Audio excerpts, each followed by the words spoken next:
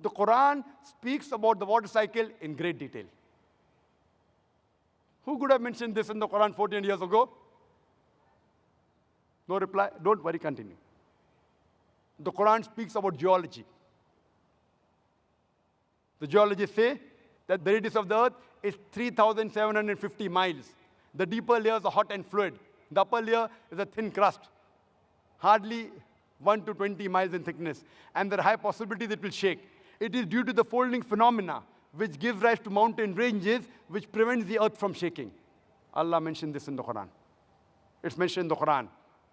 In Surah Ta Ha, chapter number 78, verse number 7 as well as 8, Allah says, وَالْجِبَالَ أَوْتَادًا.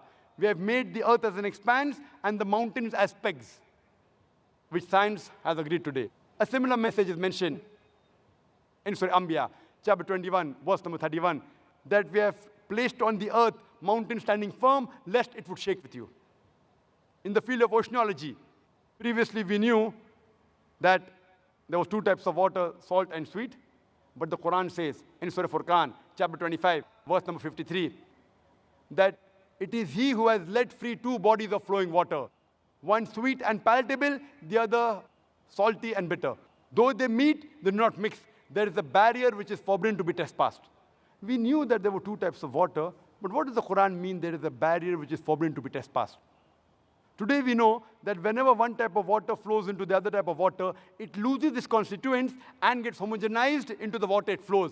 This homogenizing area is called as a barrier, a barzakh in the Quran. Quran mentioned this 14 years ago. Quran mentioned about biology. It's mentioned in Surah Anbiya, chapter number 21, verse number 30. وَجَعَلْنَا مِنَ الْمَاءِ كُلَّ شَيْءٍ أَفَلَا يُؤْمِنُونَ. We have created every living thing from water. Will you not then believe? Who could have believed in the deserts of Arabia that everything is made from water? Today science tells us that every living thing is made from water. There is a theory known as theory of probability, that if you make a wild guess, the chances you'll be right is depending upon what are the options.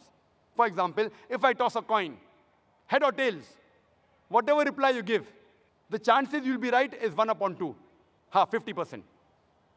Two options, chances you'll be right is 1 upon 2, 50%. If I toss a coin twice, the chances I'll be right both the times is 1 upon 2 into 1 upon 2, it is 1 upon 4, it is 25%. If I toss a coin thrice, the chances I'll be right all three times is 1 upon 2 into 1 upon 2 into 1 upon 2, it is 1 upon 8, 12.5%. If I throw a dice, the dice has got 6 sides. The chances if I make a wild guess it will be right is 1 upon 6. Now if you apply this theory of probability, that someone made a wild guess, for example, what is the shape of the earth? You can think of 10 things. Flat, square, rectangle, triangular, hexagonal, on and on, maybe spherical. The chances if you make a wild guess it is spherical, it will be right is 1 upon 10. If you ask a person, the light of the moon, is it its own light or reflected light? If he makes a wild guess, chances he'll be right is 1 upon 2. The chances that both are right, the shape of the earth and the light of the moon is not its own light, is 1 upon 10 into 1 upon 2 is 1 upon 20. That is 5%. All living creatures made of what? You can think of 1,000 things. Sand, iron, tin, wood, on and on, maybe even water. Chances you make a wild guess and one is right is 1 upon 1,000. Chances all three are correct. Shape of the earth is spherical.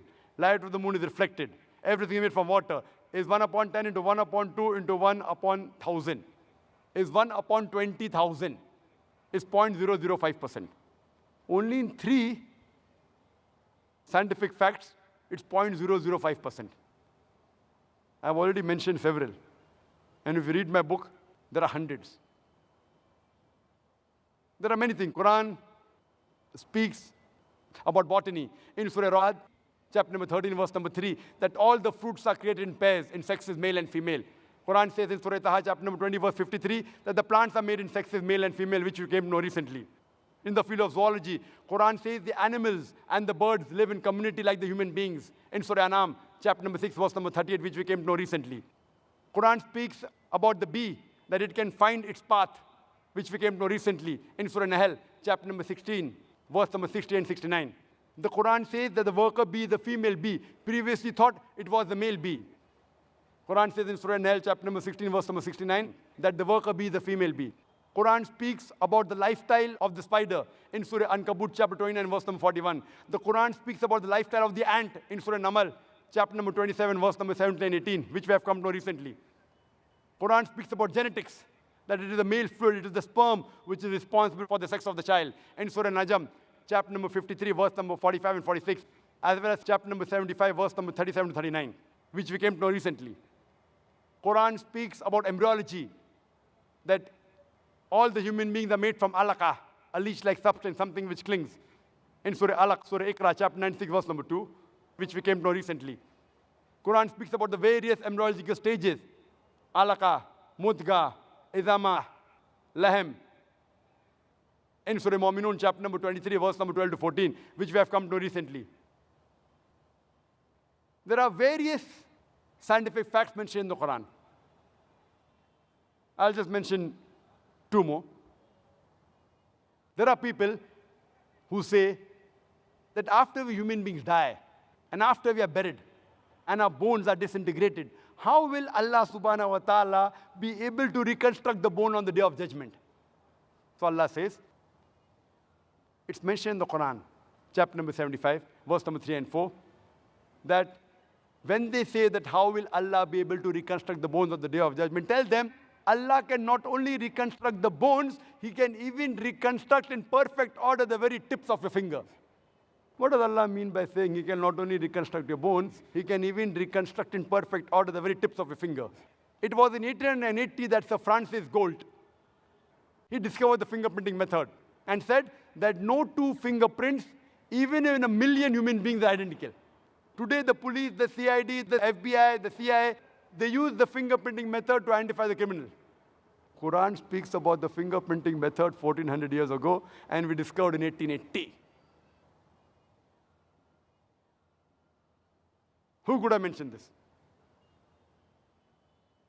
I would like to mention one more thing before I end the scientific facts, is that there was a scientist by the name of Professor Tagra Tagashan. Professor Tagra Tagashan hails from Thailand, and he was doing a great deal of research in the pain receptors. Previously, we human beings, we thought, and the doctors thought, that only the brain was responsible for the feeling of pain. Today, we come to know that there are certain receptors in the skin which are also responsible for the feeling of pain. That's the reason when a person of burn injury comes to a doctor, the doctor takes a pin and pricks it in the area of burn. If the patient feels pain, the doctor is happy. The pain receptors are intact. If the patient does not feel pain, the doctor is sad. The pain receptors have been destroyed. It's mentioned in the Quran, in Surah Nisa, chapter number 4, verse 56, that as to those who reject our signs, we shall cast them in the hellfire, and as often as the skins are roasted, we shall give them fresh skin so that they feel the pain. Indicating there is something in the skin which is responsible for the feeling of pain. Imagine, Quran speaks about the pain receptors 1400 years ago. And Professor Tagra Tagashan, when he came to know this is mentioned in the Quran, in the 9th Medical Conference in Riyadh, in the conference itself, he said the Shahada and said, La ilaha illallah, Muhammad Rasulullah. There is no God but Allah, and Prophet Muhammad, peace be upon the messenger of Allah. So when you ask the atheist, who could have mentioned this in the Quran? The only reply he can give you is the same which he gave you earlier. It is the creator. It is the maker. It is the producer. It is the manufacturer. It is the inventor. This creator, this producer, this manufacturer, this maker, this inventor, we Muslims call him as Allah. That's the reason today science is not eliminating God. It is eliminating models of God. La ilaha illallah. Scientists today, they are eliminating models of God. This cannot be God. This cannot be God. They aren't eliminating God. And a famous philosopher and scientist, Francis Bacon, he said that those who have little knowledge of science, they become atheists. But those who have in-depth knowledge of science, they become a believer in God. I would like to end my talk with the quotation of the Quran from Surah Fussilat, chapter 41, verse number 53, which says, سَنُورِيهِمْ آيَاتِنَا فِي الْآفَاقِ وَفِي أَنفُسِهِمْ حَتَّى يَتَبَيَّنَ لَهُمْ أَنَّهُ الْحَقُّ أَوَلَمْ يَكْفِ بِرَبِّكَ أَنَّهُ عَلَى كُلِّ شَيْءٍ شَهِيدٌ.